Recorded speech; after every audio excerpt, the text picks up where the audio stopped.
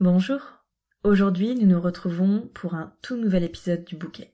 Le Bouquet, c'est une série de podcasts sur le sexisme qui donne la parole à des personnes victimes ou témoins de discrimination. On s'intéresse ici à leurs réactions face aux violences subies en raison de leur genre ou de leur corps, qu'elles soient physiques ou psychologiques, directes ou indirectes. Nous retrouvons Rose.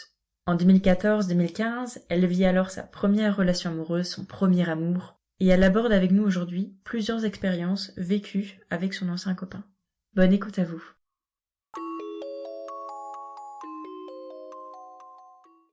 Je m'appelle Rose, j'habite à Rennes et je suis en dernière année de Master RH. Je suis en couple avec mon ami depuis 4 ans.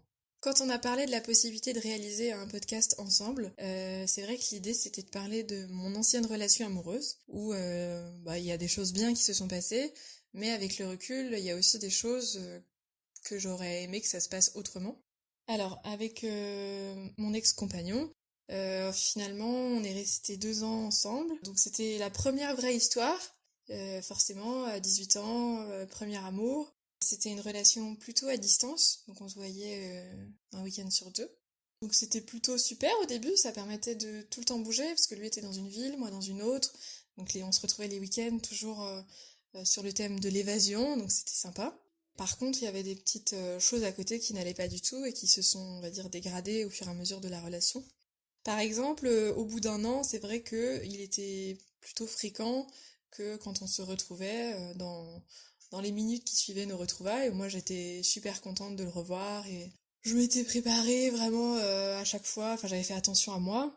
Il était courant que je prenne dans la figure ah, mais c'est marrant, t'as pas un peu grossi ou ah, t'es mieux quand même quand tu te lisses les cheveux, pourquoi tu te les ai pas lissés cette fois-ci? Et c'est des réflexions, sur le moment on se dit mais oui c'est vrai il a raison, pourquoi j'ai pas fait attention à ce que j'ai mangé quand même, c'est pas cool pour lui de me voir dans cet état, ou ah oui c'est vrai pourquoi j'ai pas pris le temps de me lisser les cheveux, je sais en plus qu'il aime, pourquoi est-ce que je l'ai pas fait pour lui? Donc ça c'était le genre de petites réflexions qu'il peut y avoir. En fait, on s'en rend pas compte sur le moment, mais c'est quasi quotidien. Et finalement, c'est quelque chose qui peut faire assez vite perdre confiance en soi, puisque instinctivement, sans réfléchir, on se dit mais oui, pourquoi? En fait, je suis bête, pourquoi j'ai pas fait ça? C'est vrai que le début de ces remarques, c'était plus, ça a plus commencé au bout de quelques mois, mais dès le début, il y aurait eu des choses à redire. J'aurais pu déjà faire un peu plus attention au début à des petites réflexions, par exemple, lors de notre première nuit ensemble. Moi, j'étais un peu intimidée. C'est vrai que j'étais allée chez l'esthéticienne exprès pour savoir, voilà, comment est-ce qu'on allait s'épiler le maillot pour ce genre d'événement. Déjà, c'est douloureux. C'était la première fois que forcément j'allais me faire épiler le maillot à la cire, donc plutôt bien douloureux quand même comme moment. Et du coup, j'avais choisi de faire brésilienne, puisque un maillot brésilien, puisque c'est ce que j'avais envie en fait. Et au moment fatidique où effectivement on s'est retrouvés et on était mis à nu, hein, c'est le cas de le dire. Et ben j'ai pris dans la figure, ah mais t'es pas épilé à l'intégrale? Et c'est vrai que sur le moment c'est pareil, on a cette réflexion en nous qui nous, enfin moi en tout cas personnellement, où je me suis dit mais oui c'est vrai, pourquoi t'as pas fait à l'intégrale? T'es bête, enfin évidemment, ou t'aurais dû lui demander en fait ce qu'il préférait, ou on réfléchit vraiment en porte-à-faux et on se dit mais pourquoi est-ce que j'y ai pas pensé? Alors qu'avec le recul, c'est vrai que j'aurais dû lui répondre, mais attends, moi je te dis rien contre sur la touffe que tu as entre les jambes, et je te demande pas d'aller te faire souffrir et d'enlever tous tes poils en fait. Donc ça c'est vrai aussi sur le moment, ça a été un peu douloureux et j'ai mis du temps à digérer ce passage-là. Mais j'en ai jamais parlé, parce que j'avais une forme de honte finalement autour de cette fameuse bande de poils qui était restée, alors qu'au final c'était moi qui avais décidé comme ça de base. C'est vrai que dans ma tête, c'était moi la fautive. C'était lui qui faisait cette remarque et c'était pas, je le voyais pas pour me blesser. Enfin, j'avais pas l'impression qu'il disait ça pour me blesser. Et je pense que c'était pas non plus son objectif. Et je le prenais vraiment comme quelque chose que j'avais fait de mal et que j'aurais dû penser par moi-même à faire autrement. Parce que c'était évident que ça allait pas lui plaire, par exemple, que j'ai pas épilé à l'intégrale. Peut-être qu'il avait des représentations comme dans les films porno, j'en sais rien. Mais c'est vrai que je me suis dit pourquoi est-ce que j'ai pas été à l'image de ce qu'il aurait voulu. C'est aussi parce que le poil il est diabolisé dans la société actuelle et qu'on le voit comme sale. Et du coup quand j'ai eu ce reproche de ah ouais tu n'es pas épilé à l'intégrale, je me suis sentie sale en fait parce que lui le perçoit comme sale, mais plus largement, je pense que c'est aussi une perception qui est en train de changer, certes, mais qui est encore quand même bien présente dans les têtes aujourd'hui. C'est que le poil chez la femme, hein, pas chez l'homme, mais le poil chez la femme est considéré comme sale. Et du coup, effectivement, sur le moment, on se sent aussi un peu sale, un peu souillé de la réflexion. Donc on a rapidement honte.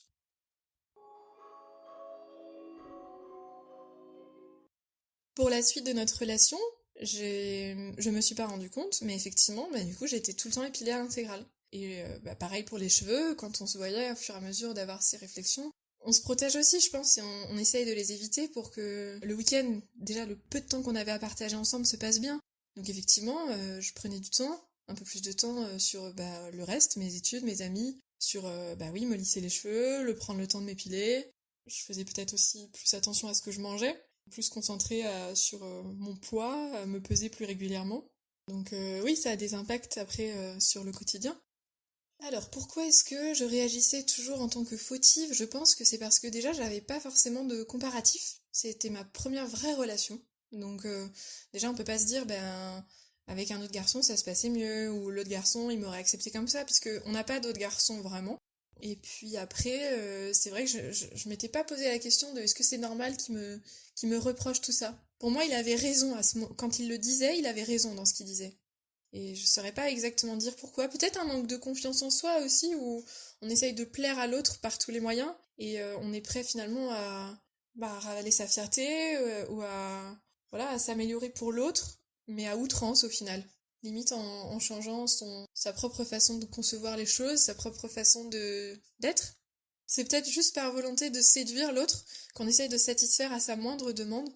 On se rend pas compte en fait que ces petites demandes récurrentes et régulières qui s'ajoutent aux autres font que ça commence à transformer vraiment en fait qui on est.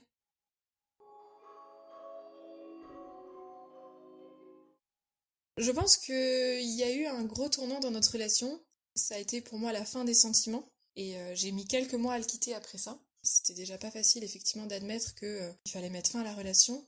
Ça a été une soirée où on était allé sur Paris et je pense qu'on avait pas mal bu. Comme monsieur avait un examen le lendemain, il était rentré assez vite. Il fallait qu'il retourne sur Bordeaux, donc il avait pris un avion à Paris. Et moi, je lui avais demandé de rester au moins jusqu'à l'ouverture des métros pour que je puisse prendre mon métro. Et c'était pas possible parce qu'il fallait vraiment qu'il y aille pour prendre sa douche, d'abord à l'aéroport pour arriver frais pour ses examens.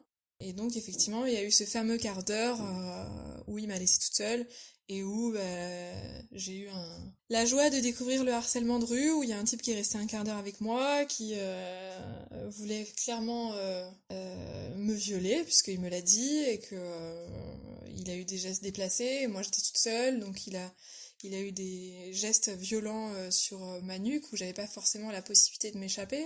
Dans ces moments-là, on essaye de survivre, donc c'est pareil, on se rend pas forcément compte sur le moment de ce que ça engendre. J'ai fait comme si tout allait bien, j'ai fait ce qu'il me demandait, c'est-à-dire d'aller dans le métro avec lui, de le laisser me suivre. Et j'ai quand même réussi à aller à la gare sans qu'il se passe trop de choses, mais c'est déjà assez traumatisant finalement de se faire suivre par un mec qu'on ne connaît pas et qui exerce une pression physique et assez désagréable sur vous pendant ce temps-là. Et c'est à ce moment-là où je me suis rendu compte que mon ami de l'époque avait décidé d'aller prendre sa douche pour être prêt pour son examen. Il a préféré finalement, il a préféré se prioriser finalement avant d'attendre avec moi l'ouverture du métro. Et il s'est passé un truc qui est impardonnable pour moi, qui fait que il y a plus de confiance. Et je me suis dit, je passe vraiment après tout en fait. Du coup, après cet épisode, effectivement, quand il pouvait faire une réflexion, je pense que je répondais plus. Je disais, ouais, ok, peut-être que j'ai pris quelques kilos, mais en même temps, peut-être que ça se passerait mieux si toi t'étais plus agréable de ton côté. Peut-être que c'est aussi un peu par ta faute si, je pense qu'il y a une partie de stress. Il y a des fois où je pense que je mangeais aussi de façon compulsive parce que déjà il s'était passé ce qui s'était passé à Paris. Parce que j'avais aussi assez peu de messages de monsieur, alors que quand on était ensemble, il était sans cesse sur son téléphone à envoyer des messages à son réseau, il pensait beaucoup à son avenir professionnel, donc il était tout le temps connecté et à se créer son réseau. Et par contre, quand on était séparés, moi j'avais parfois un message par semaine. Au fur et à mesure, effectivement, des déceptions, On se rend compte que finalement c'est pas normal et qu'on n'a plus envie de laisser passer ça, bah on se rebelle et puis on remet en question sa façon de faire, sa façon de vous rabaisser et vous dites stop en fait. Et ça s'est fait aussi progressivement finalement.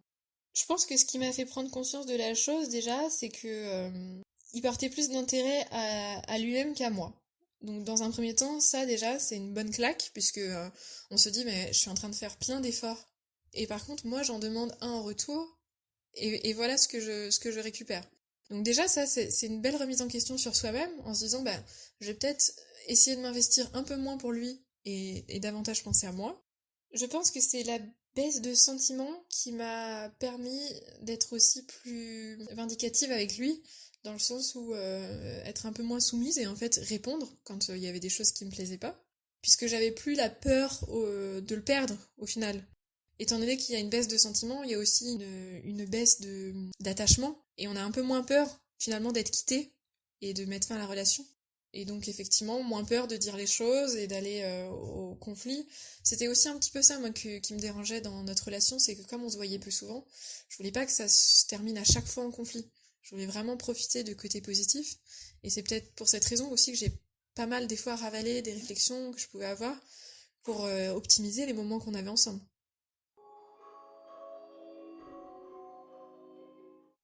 Aujourd'hui, si la Rose d'aujourd'hui devait s'adresser à la Rose d'il y a 7 ans, c'est clair que j'aimerais bien lui dire de pas se laisser faire et de pas encaisser comme ça.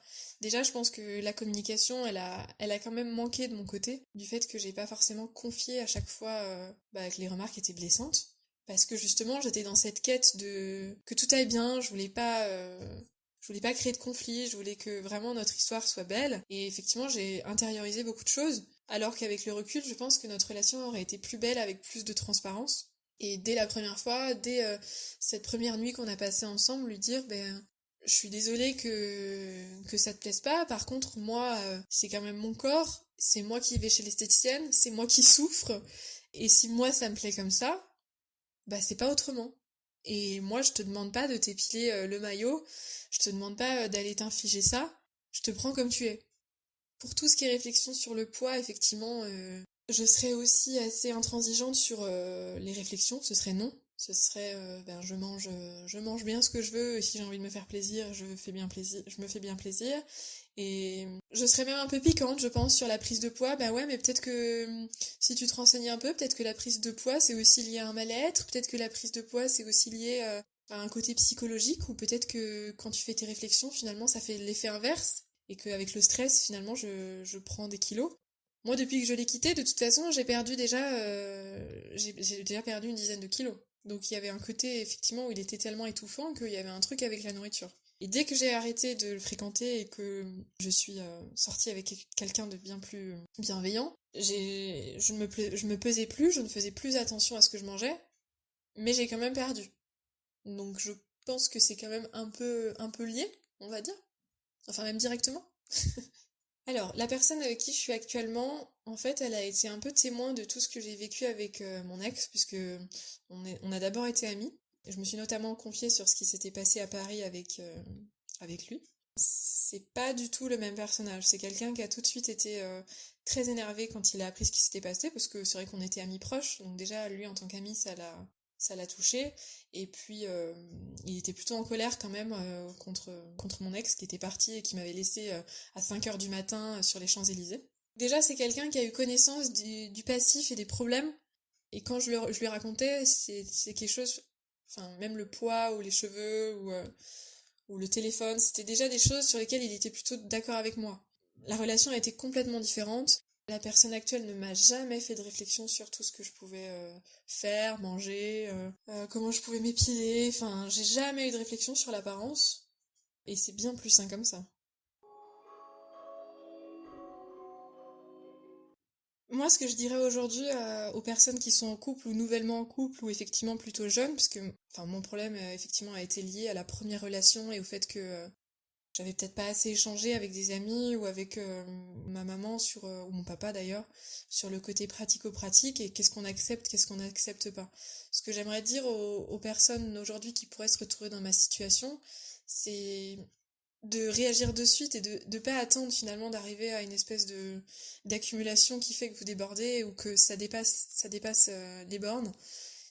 C'est vraiment jouer la transparence, même si vous avez peur que ça arrive au conflit, et ben tant pis en fait. Il faut pas toujours repousser le conflit, parce que des fois finalement on fait que repousser les problèmes qui de toute façon sortiront un jour. Être transparent sur la moindre chose qui vous gêne, ce que peut dire l'autre, et peut-être que l'autre pourra l'entendre et comprendra qu'en fait qu'il faut y mettre fin aussi. Remettre en question aussi ce qu'on peut vous dire, est-ce que ça n'atteint pas votre intégrité physique, votre intégrité morale. Oser aussi en échanger avec des amis et voir, voilà, est-ce que tu trouves ça normal qu'ils s'adressent à moi comme ça? Est-ce que tu trouves pas qu'il y a un côté quand même un petit peu toxique? Est-ce que, voilà, questionner son entourage, se questionner soi-même et être à l'aise dans sa relation. Après, je pense qu'il y avait aussi un point important, c'était la peur de la solitude et de rester avec quelqu'un par habitude aussi. Ça, c'est quelque chose que je déconseille.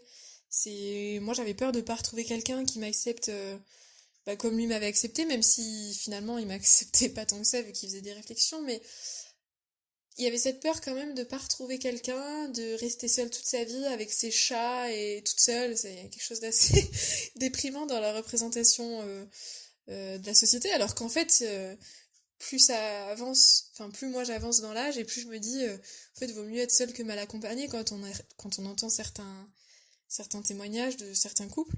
Donc, ne pas avoir aussi peur de cette solitude et d'une éventuelle rupture, parce que des fois, c'est finalement ce qui peut vous arriver de mieux si votre relation, elle est pas saine. On n'a pas d'ordre à se faire dicter de la jante masculine et que on s'épile, on se coiffe, on mange et on vit bien comme on veut, quoi.